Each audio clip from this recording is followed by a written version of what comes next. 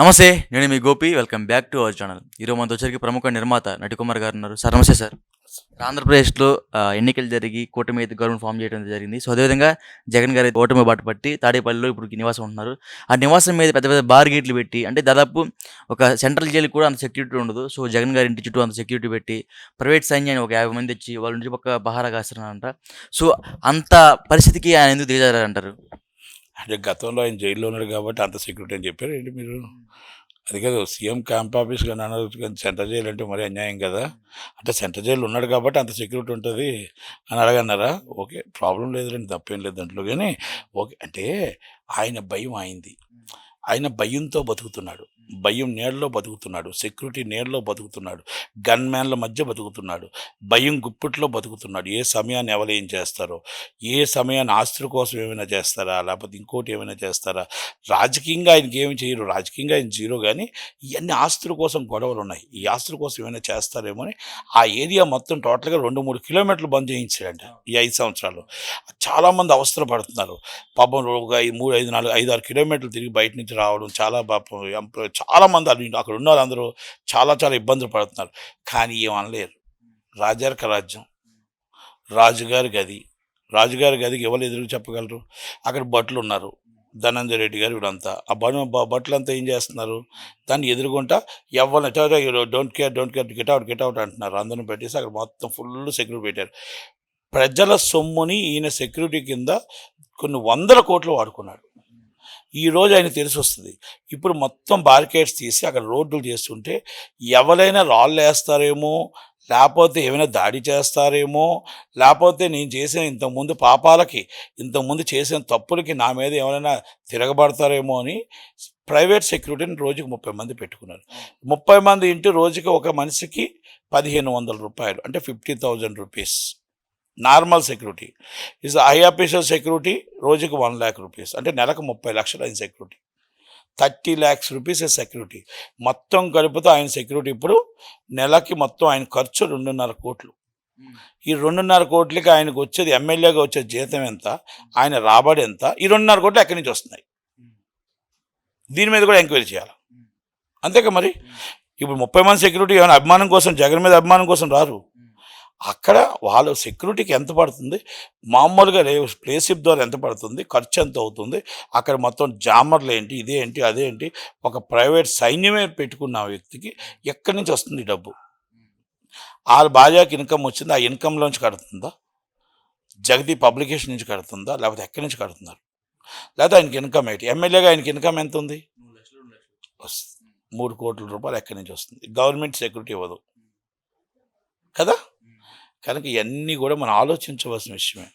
ఇది ప్రజల సొమ్ముని ధారాదత్తం చేశారు. 5 సంవత్సరాలు రోజు నెలకి దాదాపు ఇంచుమించు 15 కోట్ల రూపాయలు సెక్యూరిటీ ఖర్చు పెట్టారు.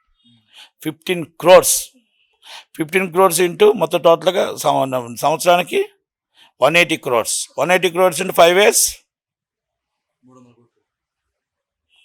180 crores అంటే 5 years అంటే 5 ఏళ్ళు అంటే మొత్తం టోటల్గా 900 కోట్లు. 900 కోట్ల రూపాయలు ఓన్లీ జగన్మోహన్ రెడ్డి గారి సెక్యూరిటీకి ఖర్చు పెట్టారు. అంటే సెక్యూరిటీ ఆయన ఆలనా పాలన కోసం. 450 కోట్లు ఆయన కోసం విశాఖపట్నంలో బిల్డింగ్ కట్టారు. టూరిజం అనేది దానదత్తంతో టూరిజం అనే చేశారు. అంటే ఇవన్నీ మళ్ళా కొన్ని మొత్తం టోటల్గా కొంత మెటీరియల్ ఆయన సొంత గవర్నమెంట్ వాడిని సొంతానికి వాడుకున్నారు, కొన్నారు అంటున్నారు. అసలు గవర్నమెంట్ సామాన్లు లోనకి తీసుకొని రావడం అనేది పెద్ద చట్టరీత్యా నేరం. అది కోడేరు శివప్రసాద్ గారి మీద ఎఫ్ఐఆర్ అయింది కనుక ఆయన మీద కూడా ఎఫ్ఐఆర్ అవుతుంది. ఒకటి, ఎవ్వరు కూడా గవర్నమెంట్ సామాను ముట్టుకోవడానికి లేదు. మీకు అశోక్ గజపతిరాజు గారిని ఎప్పుడైనా చూడండి, ఆయన ఏది ముట్టుకోడు. ఆయన పెన్ను కూడా ఆయనే తెచ్చుకుంటాడు, బుక్ కూడా, ప్యాడ్ కూడా ఆయనే తెచ్చుకుంటాడు. మళ్ళీ నా పెన్ను ప్యాడ్ పట్టుకెళ్ళిపోతుందని అంటాడు. అది టీ గ్లాస్ కూడా ఆయనే తెచ్చుకుంటాడు. అదో డిఫరెంట్. అలాగే ఎవరైనా పాలన చేయగలరా?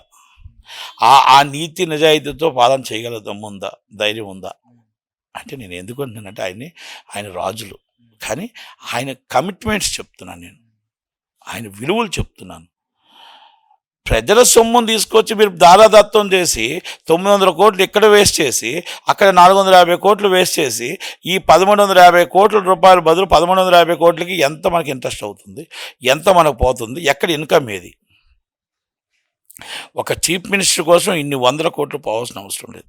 ఇది ఓన్లీ జస్ట్ ఫ్లైట్ ఛార్జెస్ ఎంత, హెలికాప్టర్ ఛార్జెస్ ఎంత? మనం మామూలు ప్రచారానికి వస్తే ముందు మనం బస్సులోనే వస్తున్నాం కదా, రావచ్చుగా. ఇప్పుడు చీఫ్ మినిస్టర్ తిరగకూడదా? ఏం కోడికత్తి కేసు బయటకు వస్తుందా? గులకరాయి వస్తుందా? లేకపోతే బాబాయ్ ఆత్మ ఏమైనా వస్తుంది భయమా? అంటే నేను అడుగుతున్నా, నాకు తెలియదు అంటే ఇవన్నీ నేను ఎందుకు అడుగుతున్నానంటే, భయపడుతూ మనం ఎందుకు బతుకుతున్నాం? రాయలసీమ బిడ్డ, పులివెందుల పులిబిడ్డ, ఎదురు లేని బిడ్డ, రాజన్న బిడ్డ అని అంటారు కదా. రాజన్న బిడ్డగా నేను ఒప్పుకుంటా. మరి ఇవన్నీ ఉండేటప్పుడు గన్మ్యాన్లు అవసరం లేదు మనకి. మనమే గన్మ్యాన్లు అయ్యా. ఎందుకు మీకు గన్మ్యాన్లు? మీకు ఎందుకు ప్రైవేట్ సెక్యూరిటీ? మీకు ఎందుకు భయం? అంటే ఏదో మీకు భయం గుప్పట్లో మీరు ఉన్నారు అని అర్థమైంది. కనుక ఇప్పుడు ప్రశాంతంగా ఇవాళ ఏదో కనకదుర్గమ్మ గుడికి ఆ ఊళ్ళోళ్ళంతా ఉడవాళ్ళందరూ వెళ్ళి కొబ్బరికాయలు కొట్టొచ్చారంట. ఎందుకంటే అయ్యా ఇన్ని సంవత్సరాలు మేము మొక్కుకుంటా మా మొక్కు తీరింది, ఈ జగన్మోహన్ రెడ్డి గారు వెళ్ళిపోవడం కాదు కానీ మా రోడ్డు క్లియర్ అయింది, ముందు మాకు అది సంతోషం అని చెప్పేసి చంద్రబాబు నాయుడు గారు ఇంక 10 కాలాల పాటు చక్కగా ఉండాలని చెప్పి అదంతా కూడా అదేమో కనకదుర్గమ్మను మొక్కుని వచ్చారంట. ఇంకొకటి సార్, టీడీపీ కార్యకర్తలు ఏమంటున్నారంటే కోడల శివప్రసాద్ గారు ఉసురు తగిలింది జగన్మోహన్ రెడ్డి గారికి. ఎందుకంటే అప్పుడు ఆయన మీద ఫర్నిచర్ కేసులు పెట్టి ఇట్లా ఆయన మరీ హింసకు గురి చేసి మరీ ఇంత చీప్గా మెంటాలిటీగా బిహేవ్ చేసి ఆమె కేసులు పెట్టించి ఇంత జరిగితే సో సేమ్ మరలా జగన్ పరిస్థితి కూడా ఇదే అయింది అని టీడీపీ కార్యకర్తలు ఆయన ఉసురు తగిలింది అంటున్నారు. సో దానికి మీరు ఎలా చూస్తారు? ఏమండి, ఒక కోడెల శివప్రసాద్ గారు చంద్రబాబు నాయుడు గారి పరిస్థితి ఏంటి? పాపం ఎన్ని రాత్రులు పవన్ కళ్యాణ్ గారి పరిస్థితి ఏంటి? మొత్తం టోటల్ ప్రతిపక్ష నాయకులు ఒక కార్యకర్తైనా నిద్రపోయాడా? ఒక్క నాయకుడే నిద్రపోయాడా? ఎవరైనా నిద్ర కళ్ళుతో నిద్రపోయారా? భయం గుప్పట్లోనే ఉంచాడు కదా. ఆ పాపం అనేది ఊరికనే పోతుందా? ఇప్పుడు ఆయన నిద్రపోకుండా ఉన్నాడు, అంతే తేడా. ఇప్పుడు ఆయన సెక్యూరిటీ మీద నమ్మకం లేక ఆయనే నైట్ డ్యూటీ చేస్తుంటారు. అది పరిస్థితి, అంతగాని ఇంకేం లేదు. నైట్ డ్యూటీ ఆయనే చేస్తుంది. ఎందుకంటే ఎవరి మీద నమ్మకాలు లేవు ఆయనకి. ఇప్పుడు నమ్మకాలు పోయాయి. గవర్నమెంట్ నుంచి సార్ సెక్యూరిటీ పిలిపించుకోవచ్చు కదా మరి ఇప్పుడు? ఎందుకు ఇస్తారు? గవర్నమెంట్ ఇచ్చేది 1+1 2+2 ఇస్తారు, 3+3 ఇస్తారు. కోర్టుకి వెళ్ళినా కూడా అంతే ఇస్తారు.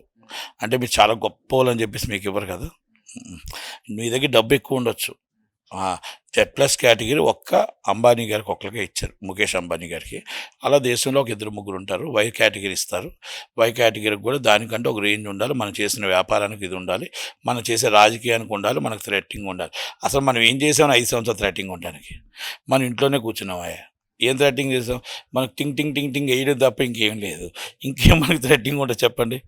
పోనీ పలానా చేసాం, పలానా వాళ్ళు మావోయిస్టులను అరెస్ట్ చేసాం, లేకపోతే ఇంకో ఉగ్రవాదాన్ని అరెస్ట్ చేసాం, లేకపోతే ఇంకోటి అరెస్ట్ చేసాం, లాండ్ ఆర్డర్ చాలా అదుపులో పెట్టామని చెప్తూ బాగానే ఉన్నాం.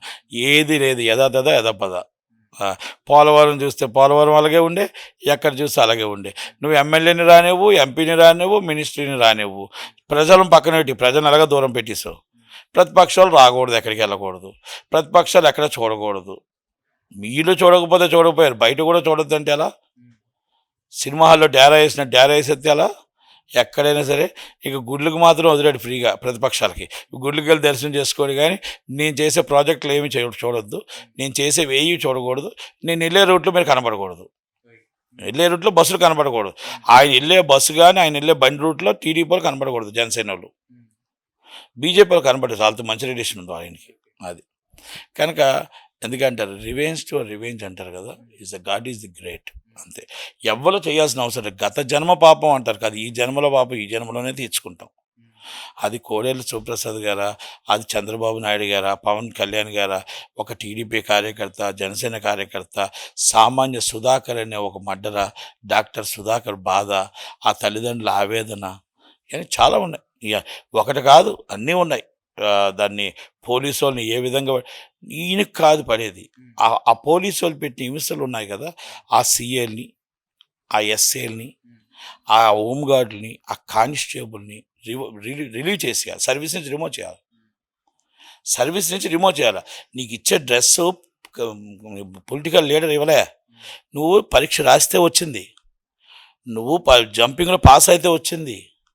అలాంటప్పుడు నువ్వు ఎవరితో ఉండాలి? చట్టానికి లోబడి ఉండాలి, న్యాయానికి లోబడి ఉండాలి. నువ్వు ఎవరికి లోబడి ఉంటున్నావు? 5 సంవత్సరాలు ఉన్న ఒక ఎమ్మెల్యేకి లోబడి ఉంటున్నావు. 5 సంవత్సరాలకు లోబడి 5 సంవత్సరాలకు ఒక మినిస్టర్, 5 మినిస్టర్కి 5 సంవత్సరాలకు ఉన్న లోబడి మినిస్టర్ కొంటున్నావు. ఒక చీఫ్ మినిస్టర్ కొంటున్నావు. చీఫ్ మినిస్టర్ చట్టరీత్యా నిన్ను తప్పు చేస్తే ట్రాన్స్ఫర్ చేయాలి. తప్పే చీఫ్ మినిస్టర్ చేయిస్తుంటే, తప్పే హోమ్ మినిస్టర్ చేయిస్తుంటే, తప్పే నీకు ఎమ్మెల్యే చేస్తుంటే, అప్పుడు నీకు ఒక రైట్ ఉంది. సార్ ఈ కాకి బట్టలు నాకు ఇచ్చింది ఇస్ రైట్. నేను ఖాళీగా 5 సంవత్సరాలు కూర్చుంటానే కానీ నేను మీరు చేసే తప్పుడు పని నేను చేయను sir. Station house officer very best. Station officer right. CM మీద కూడా కేసు పెట్టే రైట్ ఉంది స్టేషన్ హౌస్ ఆఫీసర్. ఎఫ్ఐఆర్ చేసే రైట్ ఉంది. చేసి పారే ఎఫ్ఐఆర్. నీకు సీఎం నాకు చెప్పాడు రికమెండెడ్, ఐఎమ్ రికమెండెడ్. ఒక కేసులో వరుసలో కేసు ఉంది. 1 minister please is this case relieved, Barampuram వరుస, please sir I'm relieved this case అని ఒక స్టేషన్ హౌస్ ఆఫీసర్ ఎస్పీకి రాసింది. సీడీ ఫైల్, సీడీలో అంటే పోలీస్ స్టేషన్ సీడీ ఫైల్ అంటారు. ఎవరికి అది ఎవరు అన్నా అది ఎవరు తీయడానికి ఉండదు. అది ధైర్యం అంటే. రాసిన దాంట్లో సీడీ ఫైల్ రాసి ఇంక పోదు. అది ఆ ధైర్యం, ఆ గట్స్ కావాలి మీకు. ట్రైనింగ్లో మేము ప్రమాణ స్వీకారం చేస్తారే, ఆ ప్రమాణ స్వీకారం చేసేటప్పుడు నా భార్య నా పిల్లలు మొత్తం టోటల్గా ఉన్నారు, మనం ఒక మంచి మెడల్ తీసుకుంటే సంతోషిస్తారు, మెడల్ తీసుకోకుండా లంచం తీసుకుంటే అవమానం పడతారు, స్కూళ్ళకి వెళ్తే అవమానం పడతారు, అరెస్ట్ అయితే అవమానం పడతారు. ఆ అవమాన బతుకు మనకు కావాలా? ఇచ్చే జీతం మెడల్ కావాలని ఆలోచించుకోవాలా. డబ్బే శాశ్వతం అనుకుంటే ఈ కాకి బట్టలు వేయకండి. ఎందుకయ్యారు కాకి బట్టలు? దేనికయ్యారు కాకి బట్టలు? మీరు బోల్డ్ వ్యాపారాలు చేసుకోవచ్చు, బోల్డ్ జాబులు చేసుకోవచ్చు. మీరు సివిల్ సర్వీస్లో రెవెన్యూ చేయకండి, ఆర్డీఓ చేయకండి.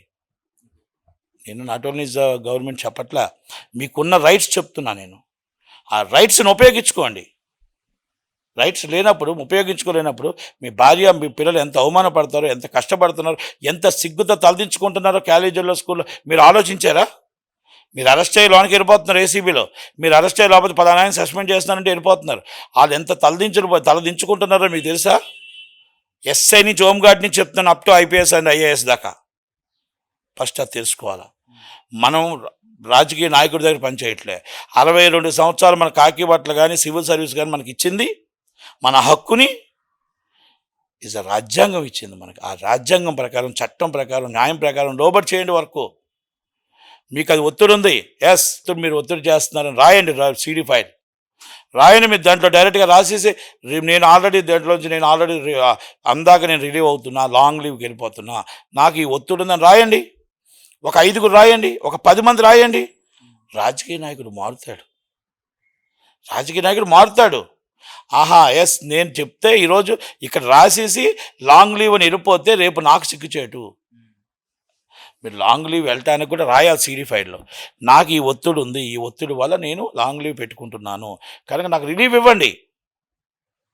అది మగతనం అంటారు, అది మగాడితనం అంటారు. అది heads up and IPS and IAS and is police and civil department. మీరు 10 మందికి మంచి చెప్పే విధంగా ఉండాలి తప్ప మీరు చెప్పించుకునే విధంగా ఉండకూడదు అనేది నా ఆలోచన. ఈసారి 5 సంవత్సరాలైనా అందరూ కూడా, నాట్ ఓన్లీ ఇండియా, అందరి కోసం నేను చెప్తున్నా, నేను ఒక ఆంధ్రప్రదేశ్ కోసం చెప్పట్లేదు. కనుక ఈ చాలామంది విశాఖపట్నంలో బాగా విచ్చలవిడిగా పోలీసు వాళ్ళు బాగా దౌర్జన్యం అయిపోయింది విశాఖ జిల్లాలో.